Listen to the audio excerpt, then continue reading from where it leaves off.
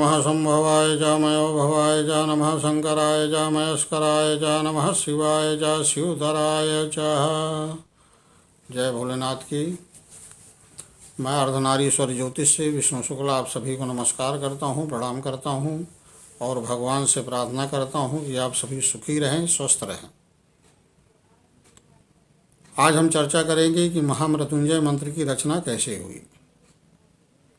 भगवान शिव के परम भक्त थे जिनका नाम था मृकंड मुनि। बड़े ही तपस्वी, सत्यवादी, अच्छे कार्यों में तत्पर रहने वाले थे। उनकी पत्नी भी उन्हीं के समान थी, लेकिन उनकी पत्नी इस एक बात को लेकर के चिंतित रहा करती थी कि उनके यहाँ कोई संतान नहीं थी। अपनी पत्नी को दुखी जान करके मृकंड मुनि ने मन में सोचा कि भगवान शिव विधि के विधान को बदल सकते हैं, वही हमें पुत्र प्रदान कर सकते हैं। इसलिए मन में सोच करके मृकंड मुनि ने भगवान शिव की तपस्या प्रारंभ कर दी। तपस्या से प्रसन्न होकर के भगवान शिव ने शीघ्र ही उनको दर्शन दिया और कहा कि हे मुनिवर, आपको क्या चाहिए। मुनिवर ने कहा कि हे प्रभु, आप सबके मन की बात को जानने वाले हैं। मेरे यहाँ कोई पुत्र नहीं है, इसलिए एक पुत्र प्रदान करें। भगवान शिव ने कहा कि हे मुनिवर, आपके पुत्र योग नहीं है, लेकिन फिर भी आपकी तपस्या पर प्रसन्न होकर के मैं आपको पुत्र प्रदान करूंगा, लेकिन उस पुत्र के कारण आपको सुख भी होगा और दुख भी होगा। भगवान शिव ने उनको पुत्र होने का वरदान दिया। कुछ समय के पश्चात उनकी पत्नी गर्भवती हुई और उनके घर में पुत्र उत्पन्न हुआ। वह पुत्र पिता के घर में धीरे धीरे बढ़ने लगा। उसका नाम मार्कंडेय रखा गया। चंद्रमा की भांति 16 संपूर्ण कलाओं को जानने वाला वह पुत्र बड़ा तेजस्वी था।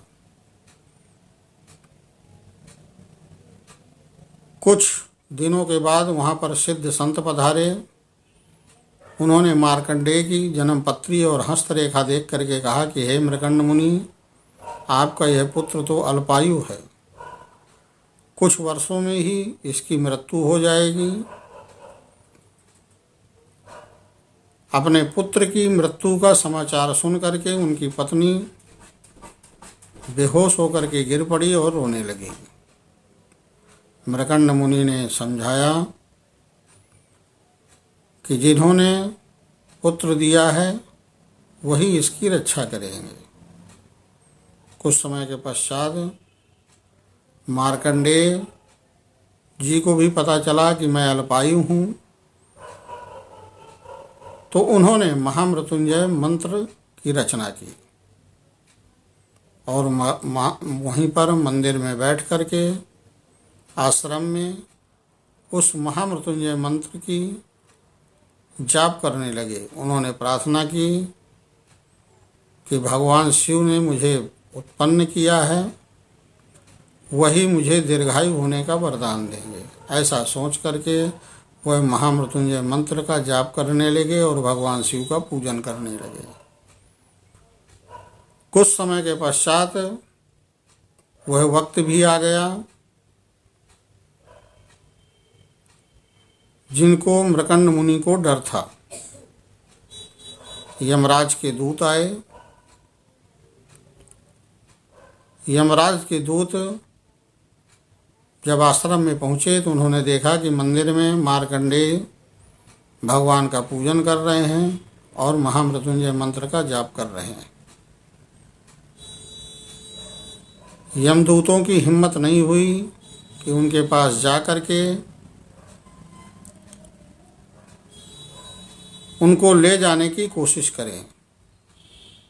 वह वापस यमराज के पास पहुँचे और हाथ जोड़ करके कहा कि हे ऋषिवर, हम मार्कंडेय को लेने गए थे, लेकिन वह भगवान शिव का पूजन कर रहे थे और महामृत्युंजय मंत्र का जाप कर रहे थे। उनके मुख में बड़ा तेज था। उनके तेज को देख करके हमारी हिम्मत नहीं हुई कि हम उन्हें वो यमलोक में ले आएं।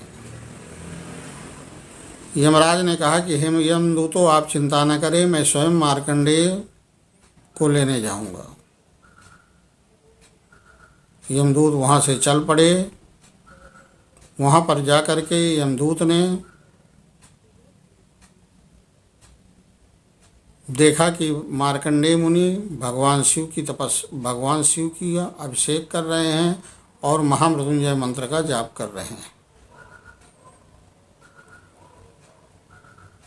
मार्कंडेय मुनि ने भी देखा कि भैंसे पर बैठे हुए 32 भुजाओं वाले यमराज को देख करके वह और जोर जोर से महामृत्युंजय मंत्र का जाप करने लगे और शिवलिंग से लिपट गए।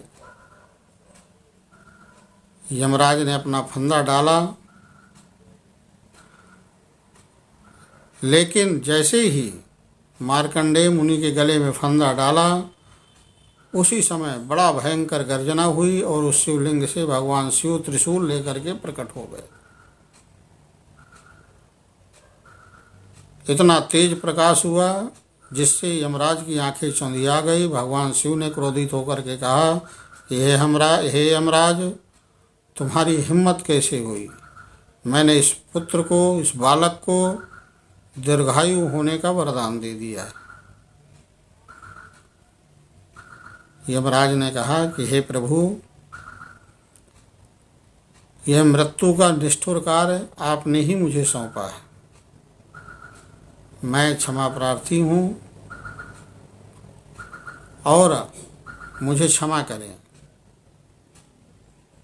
भगवान शिव का क्रोध शांत हुआ। तब यमराज ने कहा कि हे प्रभु, जो भी इस महाकाल को जीतने वाला, जो इस महामृत्युंजय का जाप करेगा, वह असाध्य रोगों पर भी विजय प्राप्त कर सकता है। उसकी मानसिक वेदना दूर होगी। किसी को डिप्रेशन होता है,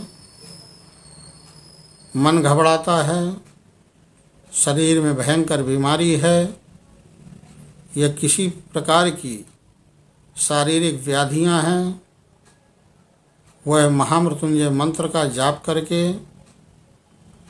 उन रोगों से छुटकारा पा सकता है, मानसिक रोगों से छुटकारा पा जा सकता है और इस संसार में वह सब कुछ प्राप्त कर सकता है। तो कहने का तात्पर्य है कि महामृत्युंजय मंत्र इतना शक्तिशाली है कि व्यक्ति श्रद्धा से इसका जाप करके अपनी सारी मनोकामना